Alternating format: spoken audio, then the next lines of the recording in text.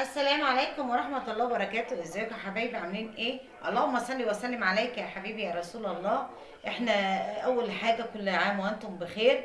بمناسبة هي جت متأخرة شوية، عاد الله علينا وعلى المسلمين بخير يا رب. يا رب يفرحكم ويسعدكم وكل عام وانتم بخير. انا السؤال اللي جاي لي النهارده جاي لي بعيد عن الطيور. طبعا انا ليا في ده وليا في ده، بعلم خبرتي ليا في الحاجات دي. واحده بتقول لي العيد قرب عليا، العيد الكبير جاي عليا، ولا مؤاخذه عندي خروفين وخاسين خالص ومش عايزين يزيدوا، اعمل لهم ايه؟ قلت لها ماشي حبيبه قلبي، عندي الحل بتاعهم. وبناء عن كلامي تروحي تسالي اي دكتور بيطري هيقول لك نفس الكلام اللي انا بقوله لك ده، لان دي خبره عندي بقالها سنين. طيب هتقولي طب اعمل ايه؟ قلت لها اول حاجه هتروحي للبيطري، هتجيبي منه لكل خروف لكل خروف سنتي ايفوماك او سنتي ونص، حسب ما الدكتوره هتقول له عمر الخروف عندك كام شهر. خلاص هتديله ايه؟ حقنه الاوفوماك، هتديها له في رقبته، هتديها له في رقبته. خلاص اديتيله حقنه الاوفوماك، معلش يا حاميه شويه، هيتنطط شويه وبتاع، بس هتصرف هيبقى كويس، ما تقلقيش. خلاص هتيجي تعملي ايه؟ هتيجي في يوم يكون شمس كده وحلو، تجيبي صابونه سمراء وتقومي جايه محميه الخروف، صابونه سمراء وتحمي الخروف وتخليه زي الفل. خلاص وسيبيه في الشمس ينشف، تحميه في الشمس وتسيبيه في الشمس عشان ما ياخدش منك برد. خلاص هتقولي طيب والخلطه بقى يا ام عبدو؟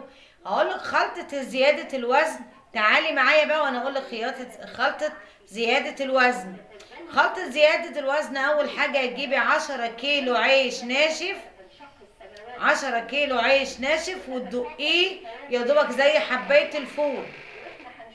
خلاص هتجيبي 5 كيلو علف تسمين، 5 كيلو علف تسمين. خلاص هتجيبي 2 كيلو فول صويا، 2 كيلو فول صويا. خلاص هتجيبي 3 كيلو ذرة مدشوش، 3 كيلو ذرة مدشوش اللي هو نص، اللي هو الخشن. هتجيبي نص ورقة ملح.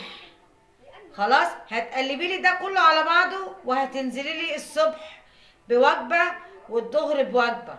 ما تديش اي خضار، ما تديش اي برسيم. هتقلبي عليهم معلقه ربع كيلو نشا عشان ما يجيلهمش اسهال، عشان تتجنبي الحاجات دي كلها. بكده السؤال بتاع النهارده، وبعد كده قولي لي بعد 10 ايام الخرفانه عندك عامله ايه.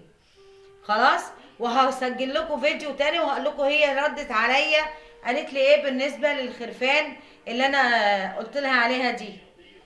خلاص يا حبايبي، السؤال بتاع النهارده ازاي نسمن الخرفان، وازاي الخرفان لما بتكون ضعيفه بنعمل لهم ايه عشان يزيدوا. حقنه الاوفوباك يا جماعه بتبقى جميله جدا عند الحيوانات، بتطهر جسمهم من الحشرات، بتطردها، بتعالج حاجات كتير بتبقى ماسكه في الجلد، حشرات وحاجات بتبقى ماسكه في الجلد، بتنظف الامعاء، بتساعد على زيادة وزن الحاجة. خلاص يا جماعة فيديو النهاردة معلش هو مختلف شوية، بس انا وانتوا على الله. والسلام عليكم ورحمة الله وبركاته. ام عبدو للطيور المنزلية. ما تنسونيش بالاشتراك بالله عليكم وتفعيل زر الجرس ليصلكم كل جديد من ام عبدو للطيور المنزلية. السلام عليكم ورحمة الله وبركاته.